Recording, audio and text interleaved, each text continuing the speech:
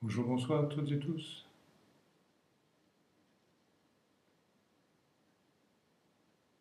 Nityananda, un maître spirituel que j'ai eu, disait que les épreuves de nos vies servaient à consolider nos réceptacles qui devaient, un jour ou l'autre, accueillir, vivre l'amour inconditionnel, l'amour universel. Et il racontait que c'était comme de l'amour en fusion, de l'or en fusion, pardon. Et donc, c'était important que le réceptacle puisse tenir à cet or en fusion.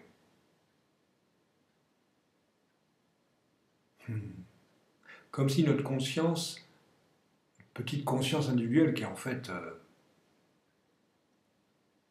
la grande conscience aussi, euh, devait être suffisamment travaillée pour pouvoir prendre conscience de cette immensité. Je ne sais pas si c'est vrai ou pas. Ce que je remarque pour mon existence, qui a été difficile, comme tout un chacun, euh, avec beaucoup de traumas, c'est que tous ces traumas, même si ça m'a fait passer par une souffrance énorme, des erreurs, une violence, ont été des écoles d'une richesse incroyable. À partir du moment où on ne se place plus dans un refus d'avoir vécu ou de vivre les perceptions que l'on a, qu'on ne s'identifie plus à celui qui doit les contrôler ou qui ne veut pas les avoir,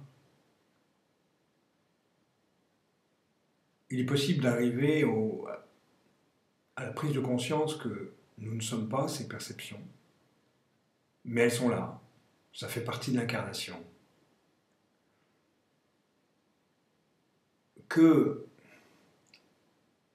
en plus, les traumas qu'on peut avoir nous rapprochent du vide, puisque dans un trauma, il y a un écroulement ou une perception d'écroulement de notre personnalité, donc de nos repères, et qu'à partir de là, il peut s'ouvrir quelque chose.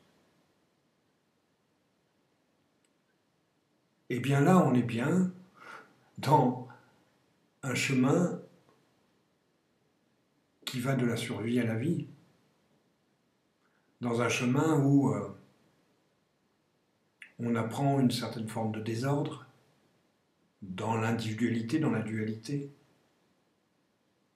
Et quand on revient sur cette pseudo-dualité, on s'aperçoit qu'elle n'existe pas.